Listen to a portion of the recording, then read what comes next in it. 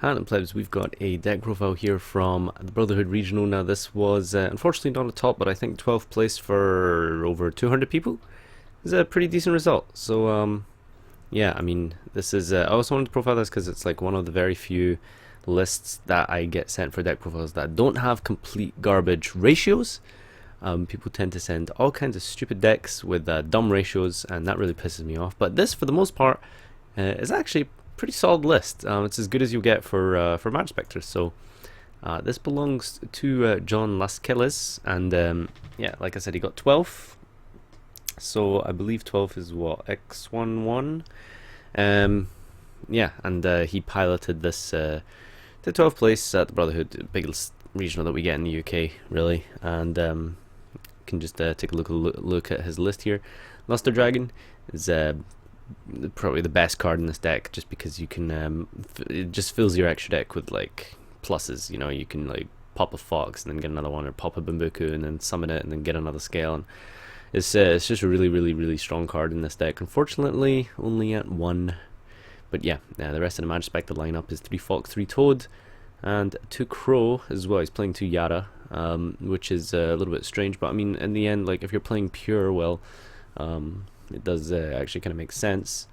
And 3 Tower Top, and the Tagatomborg here for I thought it was actually kind of interesting, since obviously he's not playing Zoo, so there's really, you'd think there's no need for the Terra Top engine, but just because of the fact that you can go into Totem Bird versus back row, a lot of people sometimes just let you go straight into the Invoker, and then let you bring out the rat, and then let you overlay, and then they barrier you just to like waste your resources.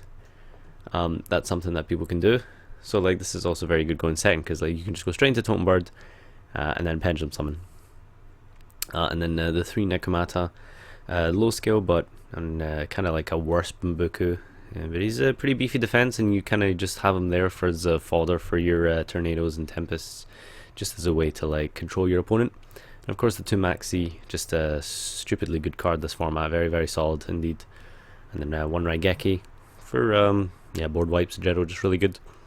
3 Ties of the Brethren. Of course, this is what makes this deck somewhat like frightening going second. You can summon any of your like level 4s, so like you could summon like Yatta, or like a Toad, or the Fox. I keep forgetting their name for some reason, my mind's blanking. You can summon them and then activate Ties, and then you can basically get 2 traps out of it, and the spell. I don't think you can do it with the level 3s. I'm pretty sure they have to be different names, so like you can't like get Bambuku and something. I'm fairly sure it doesn't work on level 3s. I don't think there even is any other level 3 Majespecters that you can use in order to make Ties a little bit better, but I mean, you're always going to be using it on the level 4s. And then of course Upstart is for some consistency, and then we're playing 2 Terraforming and 2 of the Pegasus as well, just for you want to play 4 copies of your Pegasus just because it's super good. You're able to just like summon Bambuku, get a scale, tribute it off, summon another guy, get a trap, fill up your scales, Pendulum Summon, or go into Ties. Really strong combo. Bukamoon just for going second, and going first as well is very good as well. It's a really strong card. And the Sonics here, this is the double attack thing until the end phase, so it's just another target that you can search off Yara or Ogama. And then the traps, of course, you want to play 2 of Tornado and Tempest, so he's playing 4 targets. Arguably you could maybe play a little bit more. He is citing a 3rd there, just because obviously it's a little bit better going first. 2 Barrier and a Compulse.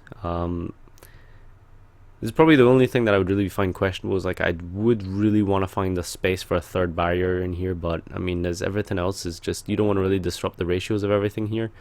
So I mean, 2 barrier is probably just fine as it is, and it could be a money issue as well, because he did mention that he couldn't afford Zeus, so that's why he's playing this deck.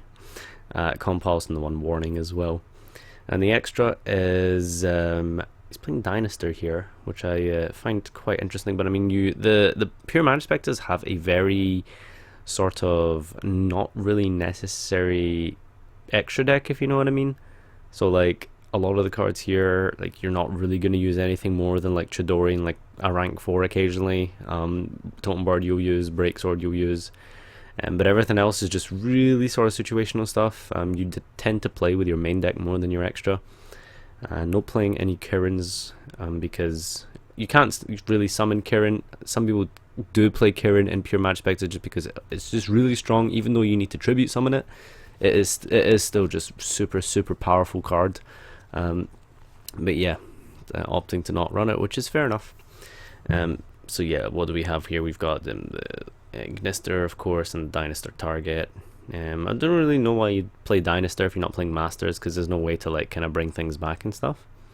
And then you have a Utopia package and the Trapeze for OTKs. Heartland Draco can come up.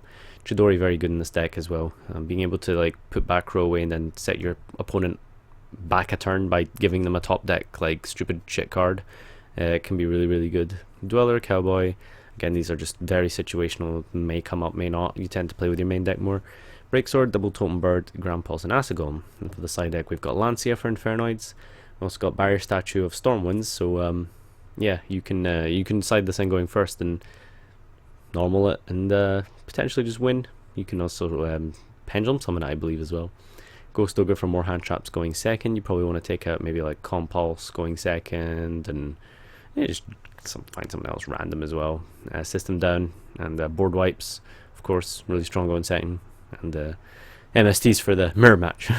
No, probably not, but yeah, just generic bat removal is always useful, and the Tornado. So yeah, on to what he had to say about the deck. He couldn't afford Zeus, so took Majespecter. It's definitely weaker and less consistent than some of the stuff out there, but popular decks play a ton of cards which are completely dead against you, and they can really struggle to OTK if you have set cards. If you can hit a rat with Tornado, the Zoo matchup is pretty easy as well. I played the Speedroids over Wind Witches because they are less vulnerable to hand traps and stronger going second. Crystal Wing also seems really vulnerable to Zoo Kaiju, which I wanted to target with this list. I played a few Majespecter strong traps as possible in the main to minimize dead draws. The Tornado on the side is to replace Tempest going second. I beat 2 Zoo Kaiju, a BEA Shiranui, another Zoo Metal Foe, Paleo Frogs, and Dark Magicians. My losses were Zoo Metal Foe and Infernoid Lawn Mowing due to opening Majespecters. Due to opening in my Majespecter deck. In hindsight, probably caught Raigeki and a Terraforming for more generic traps like Strike to help with that. Nothing in the extra deck really came up except Totem Bird, Chidori, and Utopia. Yeah, so Chidori, of course, putting in all the work. But yeah, this has been his pure Majespecter deck profile. Let me know what you guys think down below, and see you next time.